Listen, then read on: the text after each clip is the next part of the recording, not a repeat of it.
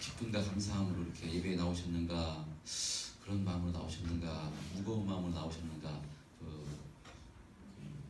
처음 예배 들을 때는 좀 얼굴이 화사한 얼굴이 아니라요, 뭔가 무거운 짐을 가지고 이렇게 앉아 계신 분처럼 이렇게 계셨는데, 예배의 자리는 참 기쁘고 행복한 시간입니다. 아멘. 네, 오늘 이 시간 예배 자리에 잘 나오셨는데요. 구정명절 잘 보내셨습니까? 아멘. 네. 우리나라는 신정과 이렇게 구정이 있어서 한 해의 시작을 이렇게 두 번 결단할 수 있어서 참 좋은 것 같습니다. 이제 정말 새롭게 이제 구정명절이 지났으니까요, 새롭게 한 해를 시작한다는 각오로 2019년 기도 제목 송구영신 예배 때 기록했던 그 기도 제목 붙들고 또 기도하시면서 또 이렇게 예수님 의지해서 한 해를 힘있게 또 이렇게 살아가시는 저와 여러분 다 되었으면 좋겠습니다. 아멘. 그랬을 때 마지막 또 2019년 마지막 송구영신 예배 때는요, 기도했던 제목들이 하나님께서 다 이루어지셨구나, 감사가 되시는 은혜 있으시길 바랍니다. 아멘. 네, 오늘도 마가복음을 통해서 계속되는 마가복음을 통해서 은혜를 나누기를 원합니다. 지난 주일에는 예수님께서 세례 요한에게 세례를 받으시는 내용을 통해서 은혜를 나눴습니다. 세례는 죄에 대하여 죽고 의에 대하여 산다는 의미로 물속에 잠겼다가 일어나는 의식입니다. 그러니까 물속에 잠기는 것은 잠기면 인간이 죽는 것이고요, 바로 죽었다가 물속에 죽었다가 다시 살아난 것, 이것이 바로 세례입니다. 그러니까 세례는요, 누가 받는 것인가 하면 자신이 죄가 있다고 생각하는 사람, 죄인이라고 생각하는 사람이 바로 세례를 받는 것입니다. 근데 지난 말씀에 보면요, 죄 없으신 예수님께서 세례 요한에게 세례를 받으십니다. 자, 무엇 때문에 죄 없으신 예수님께서 죄인들이 받는 세례를 받는가 하면요, 예수님께서는 당신에게 세례를 주기를 극구 만류하는 요한에게 뭐라고 말씀하는가 하면요, 이것이 하나님의 의를 이루는 것이기에 세례를 나에게 베풀라, 이렇게 말씀하심으로 요한이 예수님에게 세례를 베풀게 되는 것인데, 여기는 바로 영적인 깊은 의미가 담겨 있는 것입니다. 모든 인간은 아담의 범죄로 죄인 되었기 때문에 이 죄의 문제를 해결하지 않고는요, 영원한 사망에 이를 수밖에 없는 것이 모든 인간입니다. 그래서 하나님께서는요, 이 모든 우리 죄인된 인간을 불쌍히 여기셔서 우리를 구원해 주시기 위해서 은혜를 베풀어 주시는데, 하나님의 아들이신, 죄 없으신 하나님의 아들이신 그 예수님을 인간의 죄인의 모습으로 이 땅에 오셔서 바로 그 십자가에서 대속의 피를 흘려주심으로 바로 은혜를 베풀어 주시는데, 이것이 바로 신학적인 용어로 대속과 속량이라고 하는 것입니다. 자, 대속, 속량이라고 하는 것인데요, 그런 의미로 우리의 죄를 대속해 주시기 위해서 이 땅에 오신 예수님께서 세례 요한에게 세례를 받으신 것, 무슨 의미인가 하면 이제 하나님께서 예수님에게 맡기신 그 대속의 사명을 지금 시작하시겠다는 그런 영적인 의미가 담겨져 있는 것입니다. 그래서 예수님께서는 죄인인 인간이 받아야 하는 물세례를 친히 받으심으로 예수님 당신이 죄인과 같이 되셔서 이제 하나님의 의를 이루시는 공생의 사역을 이제 시작하시는 것입니다. 이렇게 세례를 받으시고 물에서 올라오시자 바로 하늘이 갈라지며 성령이 비둘기같이 임하게 되는데, 이것은 이사야 선지자가 예언한 것처럼 바로 예수님이 이스라엘 백성들이 기다리고 기다리던 그 그리스도 메시아 되심을 많은 백성들에게 친히 보여주시는 그런 이적의 사건이고요. 이렇게 예수님께서 세례를 받으시고 공생의 사역을 시작하실 때 하나님의 음성이 들리시는 것을 볼 수 있는데, 바로 이는 내 사랑하는 아들이다, 내가 기뻐하는 자라 말씀하시므로요, 이제 공생의 사역을 시작하시는 이 하나님의 의를 이루시는 공생의 사역을 시작하실 때 성부 하나님, 성자 예수님, 성령 하나님이 총 출동하시는 것을 이렇게 지난 시간에 볼 수 있었습니다. 자, 이렇게 성부, 성자, 성령 하나님이 총 출동하심으로 예수님께서 이제 하나님의 의를 이루시는 공생의 사역을 시작하시는데, 그렇다면 이제 예수님께서는요 곧바로 예루살렘에 올라가서 천국 복음을 힘있게 선포하셔야 될 것 같은데, 오늘 본문 12절에 보면요 예수님께서 어디로 가시는가 하면요 광야로 가십니다. 12절 시작. 성령이 곧 예수를 광야로 몰아내신지라. 예수님을 광야로 누가 몰아내신 건가면요 성령이. 예수님께 세례를 받고 올라오실 때 성령이 비둘기같이 임했는데 그 성령께서 예수님을 광야로 이렇게 몰아내신 것입니다. 자, 이 광야 어떤 의미를 가지고 있는가 하면요 여러분들이 잘 알고 있는 내용입니다. 이 광야는 하나님을 의지하게 하는 훈련의 장소가 바로 광야입니다. 그러니까 이스라엘 백성들이 하나님의 은혜 가운데 출애굽해서 이제 가나안 땅으로 하나님께서 인도하시는데, 하나님의 말씀에 따라 하나님께서 가나안 땅으로 가라고 하셨기 때문에 그 말씀에 순종해서 가나안 땅으로 가면요 하나님께서 이 가나안 족속들을 전부 다 물리쳐주시고 이 젖과 꿀이 흐르는 가나안 땅으로 다 전부 다 들어갈 수 있었습니다. 그런데 이스라엘 백성들이 어떻게 하는가 하면요 하나님 말씀을 온전히 신뢰하지 못해서 정탐꾼을 이렇게 먼저 보냅니다. 12명의 정탐꾼을 보내서 가나안 땅이 어떤 땅인가, 그러니까 어디로 들어가면은 그 가나안 족속을 물리치고 잘 들어갈 수 있을 것인가 해서 정탐꾼을 보냈을 때 그 정탐꾼들이 와가지고 하는 얘기가 무엇인가 하면요 가나안 땅에 가보니까 정말 그 땅은 그 비옥한 땅이지만 그러나 거기는 거인족이 살고 있어서 군사력이 엄청나서 거기에 비하면 우리는 메뚜기 같은 존재라서 우리는 그 땅에 들어갈 수 없다. 들어가면 우리는 거기서 저 싸움에서 질 것이다. 이렇게 왜 이곳까지 인도해서 여기서 죽게 만드느냐 하며 모세를 향해서 원망했습니다. 그래서 하나님을 향해서 원망한 것입니다. 그러니까 이스라엘 백성들은요 출애굽해서 광야길을 한 짚고 쓰면 16길, 길어야 뭐 한 달 이내, 한 보름 정도면 하나님 말씀 의지해서 광야길을 통과해서 가나안 땅으로 들어가서 살 수 있었는데, 하나님을 믿어지지 못하고 하나님을 신뢰하지 못하고 하나님의 말씀이 믿어지지 않아서 어떻게 된가 하면요 하나님께서 하나님을 의지하는 훈련, 하나님 말씀에 순종하는 훈련을 광야에서 40년 동안 시키신 것입니다. 광야길을 한 보름이면 통과할 수 있었는데 그 보름이면 통과할 수 있는 길을 40년을 하나님께서 뺑뺑이를 돌리셔서요 무슨 훈련을 시킨가 하면요 하나님의 말씀을 바로 말씀에 순종하는 훈련, 하나님 말씀을 의지하는 훈련, 하나님만 바라보는 훈련을 시키십니다. 그 광야길 가운데 이스라엘 백성들이 먹을 물이 없다, 먹을 음식이 없다, 고기 먹고 싶다, 원망하고 불편했을 때요 하나님께서는 정말 하늘을 가르셔서 만나를 내리시고요 반석을 쳐서 물을 허락해 주시고요 메뚜기 떼를 그 메추라기 떼를 허락해 주셨어요. 이빨에 낄 정도로 고기를 먹게 하심으로요 하나님께서 모든 것은 하나님께서 하시는 역사다, 하나님께서 하시면 모든 것을 할 수 있다. 그래서 하나님을 의지하게 하는 훈련을 바로 시키시는데, 어디에서 시키시는가 하면요 바로 이 광야에서 시키십니다. 그래서 이 광야 훈련을 마치고 이제 가나안 땅으로 들어가게 될 때 이 모세가 마지막 유언과도 같은 설교, 이 신명기서 말씀을 통해서요 뭐라고 얘기하는가 하면요 신명기서 8장 2절 3절에 모세가 이렇게 선포합니다. 신명기 8장 2절 3절 시작. 내 하나님 여호와께서 이 40년 동안에 내게 광야길을 걷게 하신 것을 기억하라. 이는 너를 낮추시며 너를 시험하사 내 마음이 어떠한지 그 명령을 지키는지 지키지 않는지 알게 하시라.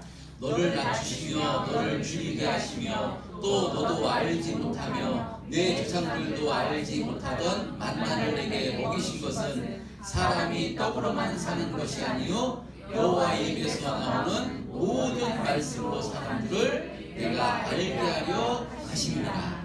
모세가 이 광야 훈련을 인도했던 모세가 마지막 유언과도 같은 이 설교를 하는데, 사람이 떡으로만 사는 것이 아니라 여호와 입에서 나오는 모든 말씀으로 사는 것을 알게 하시기 위해서 이 광야 40일을 걷게 하셨다고 이렇게 바로 이야기하는 것입니다.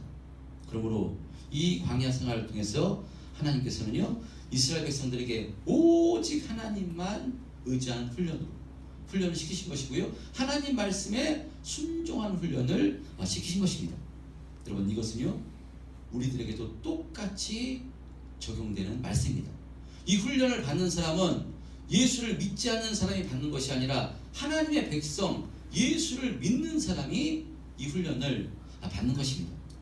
우리가 바로 전적인 하나님의 은혜로 성령 받아 예수를 믿게 돼서 하나님의 자녀가 됐을 때, 이제 하나님이 기뻐하시는 뜻대로 살아가고요, 하나님 말씀에 순종하며 살아가면요, 하나님께서 그 사람을 책임져 주시고 참 복된 삶을 하나님께서 인도해 주시는데, 예수를 믿고 나면 곧바로 이와 같은 삶을 살 수 있는가?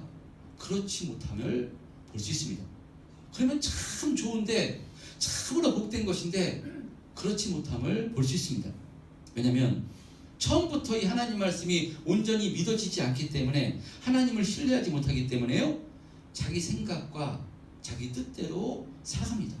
그때 이스라엘 백성들을 바로 광야에서 하나님을 바라보게 하는 훈련을 시켰듯이요, 예수 믿는 우리들도 하나님을 의지하는, 하나님 말씀에 순종하는 훈련을 시키는데, 어떻게 훈련을 시키는가 하면요, 어떤 사람은 바로 물질을 흔들어서 물질을 통해서 하나님을 의지하게 하는 훈련을 시키시고요, 어떤 사람은 환경을 흔들어서 하나님을 의지하게 하는 훈련을 시키시고요, 어떤 사람은 이 건강을 흔들어서 하나님 의지하게 하는 훈련을 시키십니다. 이것은요, 하나님께서 벌을 내리시는 것이 아니라, 잘못해서 버리려고 그러시는 것이 아니라, 나만 의지해라, 나만 바라봐라, 이것이 최고의 복이다, 이것을 가르쳐 주시려고 하나님께서 이 훈련을 시키시는 것입니다. 이 자리에 앉아 계신 분들 가운데 이런 훈련을 통과하신 분도 계시고요, 지금 이 훈련 과정에 계신 분도 있으실 것입니다. 저는 우리 참된평안교회 성도님들이요, 이 광야 훈련을 하루속히 전부 다 빨리 통과하셨으면 좋겠습니다. 이것이 통과가 되면요, 정말 내가 이 땅을 살아갈 때 흔들리는 삶이지만 정말 이 하나님의 말씀이 믿어지기 때문에, 하나님의 축복이 믿어지기 때문에 어떤 환경 가운데서도 감사하며 찬송하며 정말 힘있게 믿음의 길을 걸어갈 수가 있는 것입니다. 그래서 성경에 보면 12정탐꾼 중에서 여호수아와 갈렙은요, 똑같이 이들과 같이 정탐을 갔다 오고 똑같이 광야 훈련을 받았지만 정말 하나님의 말씀이 믿어지는 사람이었기 때문에 여호수아와 갈렙은요, 평안과 감사로 이 믿음의 훈련을 같이 받은 것이고요, 정말 복된 삶을 가나안 땅에 들어가서도요, 그 가나안 땅에 들어갈 수 있었던 사람이 누군가면요, 전부 다 죽었는데 여호수아와 갈렙만 가나안 땅에 들어갈 수 있었음을 성경을 통해서 볼 수 있습니다.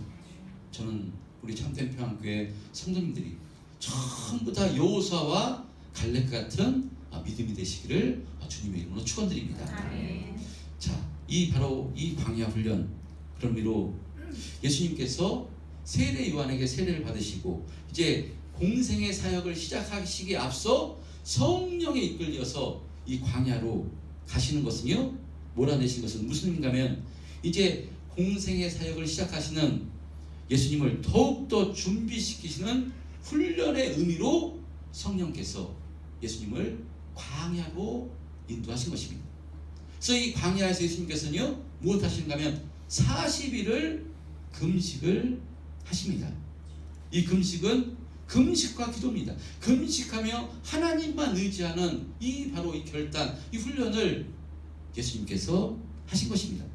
그랬을 때 오늘 본문 13절에요, 뭐라고 말씀하는가 하면요, 시작. 광야에서 40일을 계시면서 사탄에게 시험을 받으시며 들짐승과 함께 계시니 천사들이 수종들더라. 예, 다른 성경에 보면 금식하며 40일을 계셨다고 기록하는데 40일을 금식하면서 이 사탄 마귀의 시험을 이기시는 훈련을 여기서 받으십니다.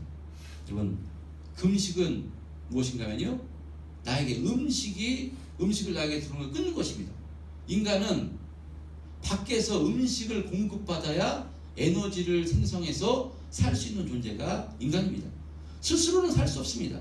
음식을 공급받아야 되는데 음식을 끊는다는 것은 무슨 의미냐면요, 나는 밖에서 들어오는 것을 의지하지 않고 오직 하나님만 의지하며 살겠습니다 라는 믿음의 결단이 금식입니다. 자, 그러니까 금식을 하는데 요즘도 40일 금식을 하시는 분도 있습니다. 근데 물은 마시면서 금식합니다.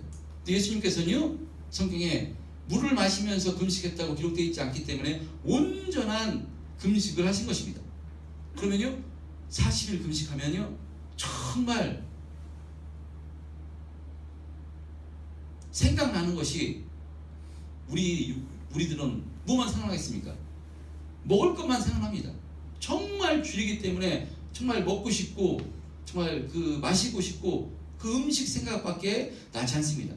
그런 틈을 타서 이 오늘 본문이 기록된 마태복음 4장, 같은 말씀에 기록된 이 마태복음 4장에 보면요, 이 사탄이 예수님을 바로 시험합니다. 어떻게 시험하는가 하면요, 내가 만일 하나님의 아들이거든 이 돌덩이를 명하여 바로 이 돌들을 떡덩이가 되게 하라.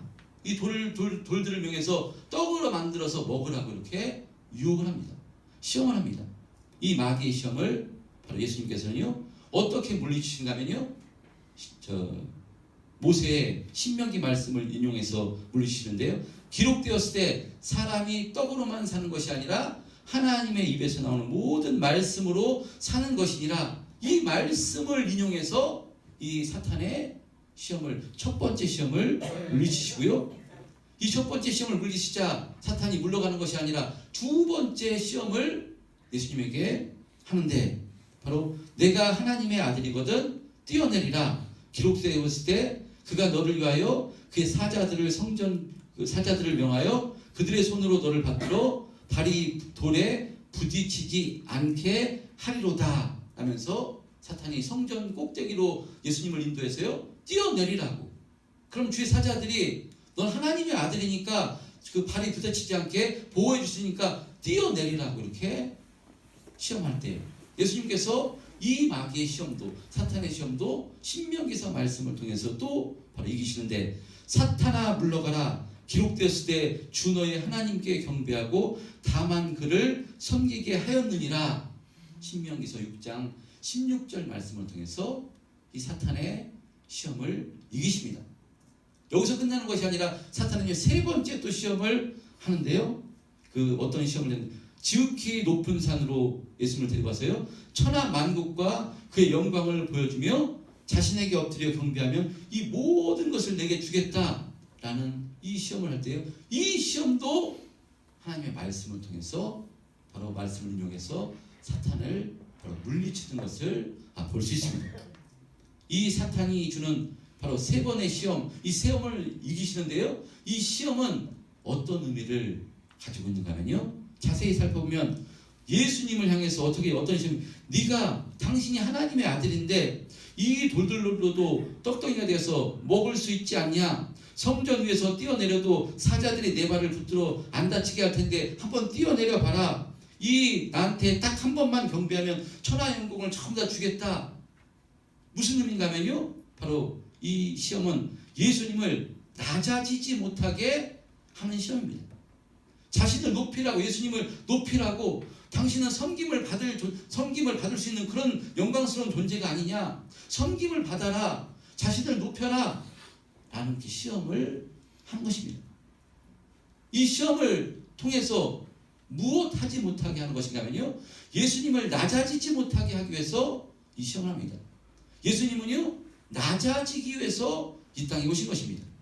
하나님의 의를 이루시기 위해서는 어떻게 낮아야 되냐? 자신이 죽기까지, 십자가에 피 흘리기까지 낮아져야 되는 것이 예수님의 사명인데, 이 사명을 감당하지 못하게 교묘하게 바로 예수님을 높아져라, 영광 받아라, 섬김 받아라, 사탄이 이렇게 교묘하게 예수님을 시험하는 것입니다.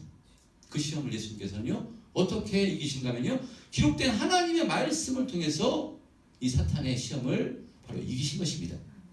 할렐루야. 아멘. 여러분, 사탄의 예수님을 시험하셨듯이요, 마찬가지로 우리도 지금 사탄이 우리를 교묘하게 바로 시험하는 줄 믿습니다. 사탄은 누구를 시험하는가 하면요, 이제 예수를 열심히 한번 믿어보려는 사람, 바로 예수님 한번 영접하고요, 예수 잘 믿어보려고 하면요, 사탄이 교묘하게 시험합니다. 사탄이 어떻게 넘어뜨리는가 하면요, 교묘하게 우리 마음을 뚫어서, 야 그래 주일 한 번만 그냥 교회 나가면 됐지 뭘 그렇게 또 열심히 하려고 하느냐. 사탄이 교묘하게 시험합니다. 뭘 그렇게 말씀을 알려고 하고, 말씀을 공부하려고 하고, 말씀을 먹으려고 하고, 뭘 그렇게 기도하려고 하고, 주일 한 번만 나가면 되지 뭐 또 수요예배 나가려고 하고, 뭘 그렇게 기도하려고 하고 그러냐.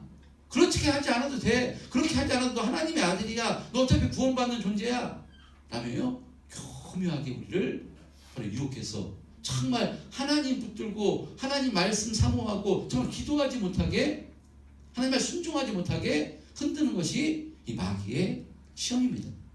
여러분, 이 마귀의 시험에서 절대 지지 않는 여러분 되시길 바랍니다. 아멘. 인간은요, 성도는 바로 예수 믿게 되면요 무엇 해야 되는가 하면요, 그냥 주일 한 번 예배만 참석하고 이것이 끝나면요 여러분 믿음이 자라지 않습니다. 무엇 하는가? 말씀을 먹고 기도하고요, 또 주님의 몸된 교회를 섬기고요, 정말 신앙생활을 열심히 해야 됩니다. 그래야 정말 하나님이 전능하신 하나님이고 나를 축복해 주신 우리 아버지 되심이 성령으로 확실히 믿어지기 때문에, 여러분 어떤 교만한 사람은요, 어떤 사람이 교만한 사람이, 예수를 믿는 사람 중에서 교만한 사람은 어쩌면 말씀 먹지 않고 기도하지 않는 사람이 교만한 사람일 수 있습니다.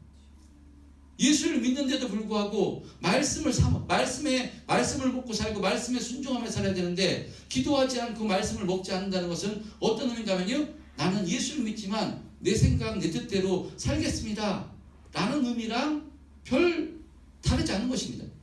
예수를 믿으면요 하나님 말씀에 순종하며 살고 내 뜻대로 내 생각대로 사는 것이 아니라 하나님의 뜻대로 살아야 되기 때문에, 이 말씀을 먹고 말씀을 사모하고 날마다 기도하며 정말 하나님 뜻대로 살아야 되는 것이 예수 믿는 사람입니다. 마귀는요 그냥 예수만 믿으면 돼, 주일 한 번 교회만 나가면 돼, 그래도 넌 구원받을 수도 하나님의 자녀야, 이렇게 교묘하게 유혹해서요 바로 이렇게 하나님의 자녀가 이 땅에서 환경에 쓰러지고 물질에 쓰러지고 여러 가지 이렇게 쓰러지고 넘어져 정말 힘있는 신앙생활을 하지 못하게, 이스라엘 백성들이 이 적과 꿀리는 가나안 땅에 들어가지 못하고 하나님께 불순종함으로요 광야에서 전부 다 죽임을 당합니다. 가나안 땅에 들어간 사람이 없습니다. 하나님 주신 축복과 은혜를 누려야 되는데 약속의 땅에서 누리지 못하고요, 그냥 훈련받다가 전부 다 가나안 땅에서 들어가지 못하고 광야에서 죽임을 당하듯이, 악한 사탄이요 우리가 이와 같은 존재로 되게 하기 위해서 이렇게 시험한다는 것입니다. 여러분, 이 시험을 믿음으로 통과하시는 은혜 주시길 바랍니다. 아멘. 그리고 사탄은요 낮아지지 못하게 예수님을 시험하셨듯이 우리들에게도 교회 안에서 특히 사명자를 또 직분자를 이렇게 시험합니다. 당신이 집사인데, 당신이 권사인데, 당신이 장로님인데, 당신이 목사인데 뭘 그렇게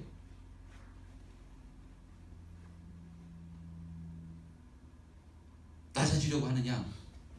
그냥 당신에게 기분 나쁘게 하는 사람, 당신을 반대하는 사람, 당신을 핍박하는 사람 똑같이 대해, 혼내줘.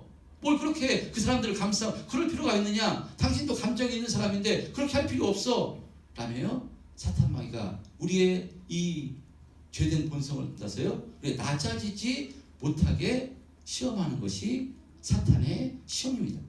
여러분, 이 시험에 우리는 절대로 속지 않아야 됩니다. 아멘. 직분자일수록 신앙생활 오래 할수록요 뭐 되는 거예요? 낮아져야 됩니다. 아멘. 왜냐하면 예수님을 닮아가는 것이기 때문에 예수님께서 이 시험을 통해 죽기까지 낮아지셨듯이 여러분 이 신앙생활 오래 하신 분들 어떤 분들은 이제 갓 교회 오신 분들이 그 어떤 마음을 언짢게 하고 참 그럴 수 있습니다. 그래서 장로님을 장로님으로 대우하지 않고 안수 집사님을 안수 집사님 대우하지 않고 권사님을 권사님으로 대우하지 않고요 참 그렇게 할 때가 있습니다. 기분이 언짢을 때 있습니다. 그럼 어떻게 되겠습니까? 똑같이 돼야 되는가? 그런 게 아니라요. 그럼에도 불구하고 아직 믿음이 자라지 않는 것이 겸손하게 더 낮아져서 우리가 섬겨야 되는 것이고요. 자기의 감정대로 하는 것이 아니라요. 정말 성령님께서 주신 은혜로 우리가 신앙생활 해야 되는 줄 믿습니다. 아멘. 마귀는요, 사탄은요, 우리가 정말 신앙생활 잘하지 못하게 이렇게 교묘한 방법으로 바로 예수님을 시험하셨듯이 우리를 시험한다는 것입니다. 여러분, 이 시험을 바로 성령님 의지해서 기도하심으로 바로 우리가 이기시는 은혜 주시기 바랍니다. 아멘. 그래야 할 때 오늘 본문에 예수님께서도요 천사들이 수종 들었던 것처럼 우리가 이 선한 싸움을 잘 감당하려고 할 때요 성령님께서 이 천사들을 보내셔서 잘 감당할 수 있도록 은혜를 베풀어 주시는 줄 믿습니다. 아멘. 자, 이렇게 예수님께서는요 공생애를 시작하시기에 앞서 성령에 이끌려 광야로 가셔서 40일을 금식하시고 마귀의 시험을 하나님의 말씀으로 이기심으로 이제 본격적으로 공생의 사역을 시작하시는데, 자, 갈릴리에서요. 그래서 예루살렘이 아니라 갈릴리에서 뭐라고 말씀을 선포하시는가 하면요. 오늘 본문 14절, 15절 합독해 보겠습니다. 시작. 요한이 잡힌 후 예수께서 갈릴리로 오셔서 하나님의 복음을 전파하여 이르시되 때가 찼고 하나님의 나라가 가까이 왔으니 회개하고 복음을 믿으라 하시더라. 예수님보다 6개월 먼저 와서 바로 회개의 세례를 선포했던 세례 요한이 옥에 갇힐 때 이제 영적인 공백이 생겼을 때요 비로소 예수님께서 공생의 사역을 시작하시는데 첫 번째 사역이 무엇인가면요 복음을 전파하시는 것입니다. 예수님께서 하셨던 이 첫 사역이 병을 고치는 사역이 아니라 바로 배고픈 자에게 떡을 먹이는 그것이 아니라요 복음을 믿으라고 이 복음을 선포하신 것입니다. 때가 찼고 하나님의 나라가 가까이 왔으니 회개하고 복음을 믿으라. 때가 찼고 하나님의 나라가 가까이 왔으니 회개하고 복음을 믿으라. 바로 이것을 가장 먼저 선포하신 것입니다. 여러분 이것이 그래서 교회의 사명입니다. 교회는요 어려운 사람을 구제하고 도와야 됩니다. 교회는 정말 소외되고 어려운 사람들을 구제해야 됩니다.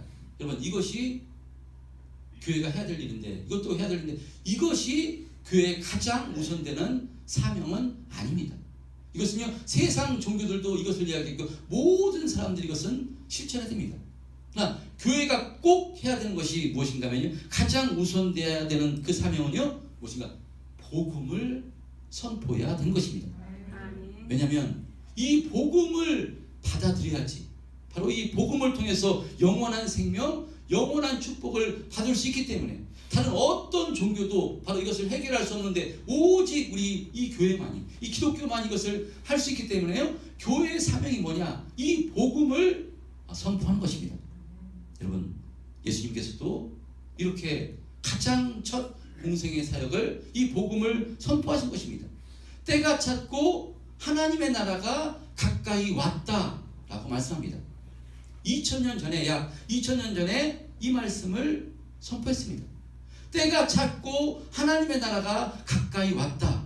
2000년이 지났다면 훨씬 그때가 예수님 다시 오실 이 종말의 때가 심판의 때가 정말 얼마 남지 않은 것입니다. 때가 가까이 온 것입니다. 하나님의 나라가 가까이 온 것입니다. 여러분 어떻게 해야 되겠습니까? 노아의 때 사람들은요 어땠는가 하면요 하나님의 심판이 임할 줄 모르고요 먹고 마시고 시집가고 장가가고 그냥 그 일상의 삶만 집중해서 살았습니다. 그러나 그 노아의 때 노아는요 하나님의 말씀에 순종해서 방주를 지음으로 하나님께서 물로 세상을 전부 다 심판할 때 이 노아와 노아의 가족만 방주 안에 들어가서 바로 구원함을 얻었듯이 여러분 이제 하나님의 심판의 때가 얼마 남지 않은 것입니다. 우리가 무엇 해야 되겠습니까? 여러분 이 구원의 방주 안으로 우리가 바로 확실히 들어가야 되는 줄 믿습니다. 이 방주를 짓는 일에 우리가 열심을 내야 되는 것이고요. 정말 구원의 방주이신 그 예수님, 여러분 예수님께 날마다 붙어 있으려고 예수님을 의지하려고 하나님 말씀에 순종하려고 날마다 힘써야 되는 것이 저와 여러분들입니다. 우리 교회는 구제해야 됩니다. 교회는 어려운 사람을 섬겨야 됩니다. 그런데요, 이것은 핵심이 아니라요, 여러분 이 복음을 받아들이는 것이 핵심입니다. 예수님을 나의 구주로 영접하게 되면요, 이것이 이 구제가 당연히 나오게 되는 것이고요, 내 이웃을 내 자신과 같이 사랑하라 말씀하셨으니 이것이 당연히 실천되게 되어 있는 것입니다. 먼저는 무엇이냐? 예수님을 나의 구주로 영접하는 것이 가장 우선입니다. 이 복음을 나의 믿음으로 만드는 것이 가장 우선인 것입니다. 할렐루야. 여러분 때가 찼고 하나님의 나라가 가까이 왔으니 바로 이 복음을 믿으라고 회개하고 복음을 믿으라고 예수님께서 공생의 사역 첫 사역을 시작하십니다. 여러분 복음을 어떻게 믿어야 회개해야 복음을 받아들일 수 있습니다. 회개할 때 내가 죽어 마땅한 죄인이구나, 내가 저 하나님 아버지를 너무나 가슴 아프게 했구나, 내가 정말 죽을 수밖에 없는 죄인이구나, 회개할 때 이것이 깨닫게 돼서 정말 예수님을 나의 구주로 영접하게 되는 것입니다. 여러분 예수를 믿는데도 불구하고 내가 지금 이 광야 가운데 정말 있다면요, 이스라엘 백성들은 광야길을 걸으면서도 하나님께서 이적을 통해서 처음에 반석에서 물을 내게 해주셨는데도요, 수많은 이적을 경험했는데 계속해서 하나님을 믿지 못하고 불평하고 원망하는 것을 볼 수 있습니다. 여러분 우리의 신앙, 여러분 각자가 너무나 잘 아실 것입니다. 회개할 것이 있다면 하나님께서 엄청난 은혜를 우리에게 주신 것입니다. 독생자 예수 그리스도를 십자가에 살을 찢고 피 흘리시기까지 우리에게 그 은혜를 주셨는데, 그 은혜를 받은 자인데 우리가 어떻게 하나님을 의지하고 있는가? 정말 하나님을 기쁘시게 하는 삶을 살고 있는가? 자기 자신이 참 아는 것이니까요, 우리가 하나님 기뻐하실 뜻대로 살지 못하는 것이 있다면 회개하심으로 정말 이 복음이신 예수님이 확실히 믿음되셔서 정말 이 심판의 날이 얼마 남지 않은 것입니다. 이때 정말 예수님을, 이 복음을 나의 구주로 확실히 믿음으로 삼아서 이 흔들리는 이 삶 가운데 정말 이기고 승리하는 삶을 사시고요, 이 복음을 우리가 전해주는 그런 복된 삶을 우리가 삶에 예수님처럼 쓰임받는 우리가 그런 삶을 살아야 되는 줄 믿습니다. 이 시간 그런 의미로 우리가 이와 같은 삶을 살게 해달라고, 이와 같은 믿음으로 세워지게 해달라고 주여 한번 외치고 동성으로 기도하겠습니다.